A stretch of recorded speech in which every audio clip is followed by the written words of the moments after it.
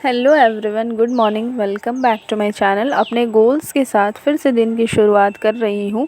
कभी कभी ऐसा लगता है कि पढ़ना मुश्किल हो जाएगा, लेकिन मैंने डिसाइड किया है कंसिस्टेंसी नहीं टूटनी चाहिए। मैं अपने दिन की शुरुआत सिंपल तरीके से किया, थोड़ा सा पानी पीकर और योगा के साथ। उसके बाद मैंने अपनी पढ़ाई शुरू की। छोटा सा टू डू लिस्ट बनाया अपना और टारगेट सेट किया और अपनी रिवीजन स्टार्ट की। लेकिन शायद हर दिन परफेक्ट नहीं होता और पढ़ाई में मन नहीं लगता। उसके बाद मैं हिस्ट्री से स्टार्ट की और रिवीजन किया। बहुत सारे टॉपिक्स रिवाइज़ करने के बाद भी मुझे ये फ़ील हुआ कि कुछ दिन की कुछ नहीं पढ़ा है, कुछ नहीं पढ़ी हूँ। कंसिस्टेंसी बहुत इम्पॉर्टेंट है अपने डेली टारगेट्स को कंप्लीट करने के लिए।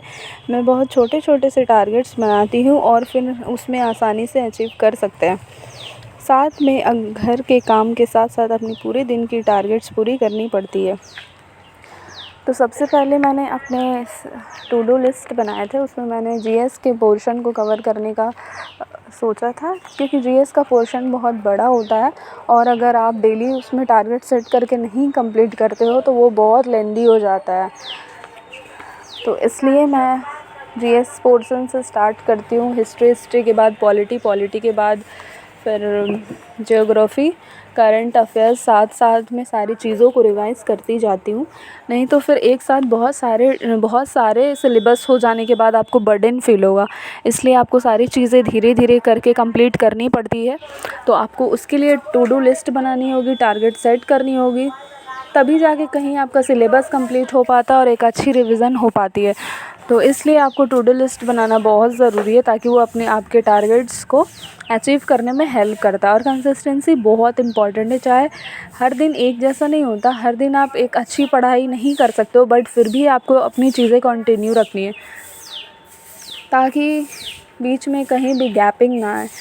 तो मेक श्योर कि आप रोज़ पढ़ाई करो, चाहे कुछ घंटों ही करो, बट रोज़ पढ़ाई करो। बिकॉज़ अगर आप चीज़ों को छोड़ देते हो तो फिर आपको फिर से कम बैक करने में बहुत ही दिक्कतें आती है।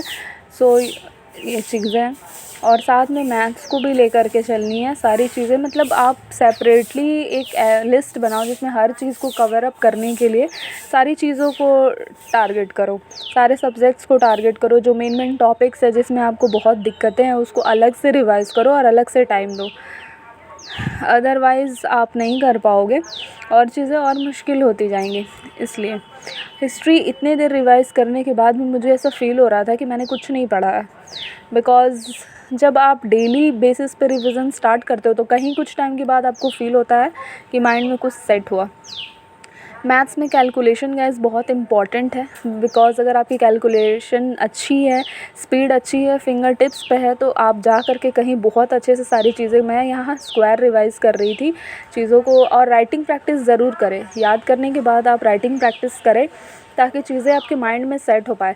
अदरवाइज़ आपको बहुत दिक्कतें होंगी। अगर आप राइटिंग प्रैक्टिस करोगे तो चीज़ें आपके माइंड में सेट होगी। और अगर आपकी कैलकुलेशन स्पीड अच्छी है तो मैथ्स बनाने में कहीं कोई दिक्कत नहीं आती है, बस प्रैक्टिस चाहिए। मैथ्स को भी एक अच्छे